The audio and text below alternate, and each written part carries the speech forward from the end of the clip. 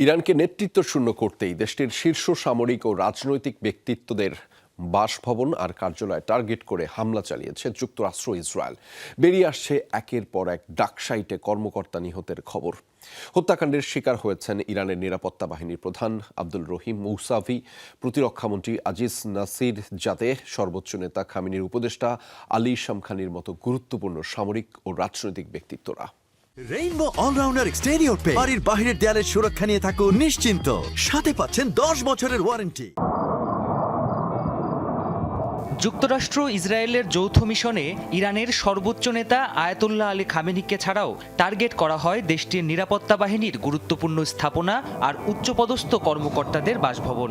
শুরুতে ধোঁয়াশা থাকলেও দেখা যায় হামলায় হতাহতের শিকার গুরুত্বপূর্ণ পদে আসীন অনেক কর্মকর্তা। তেহরান প্রকাশিত নিহতের তালিকায় যুক্ত হচ্ছে একের পর এক নাম।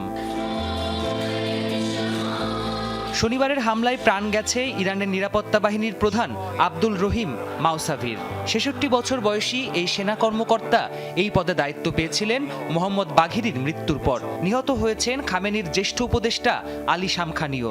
ইরানের সাবেক প্রতিরক্ষা মন্ত্রী ও সিকিউরিটি কাউন্সিলের সেক্রেটারির দায়িত্ব পালন করেছিলেন ৭০ বছর বয়সী এই নেতা।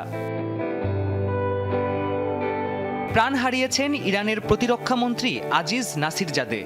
দেশটির দূরপাল্লার মিসাইল সক্ষমতা গড়ে তুলতে গুরুত্বপূর্ণ ভূমিকা ছিল তার।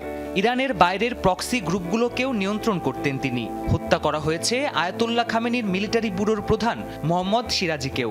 খামেনি ও ইরানের উচ্চপদস্থ সামরিক কর্মকর্তাদের মধ্যে যোগাযোগের মাধ্যম বিবেচনা করা হয় তাকে।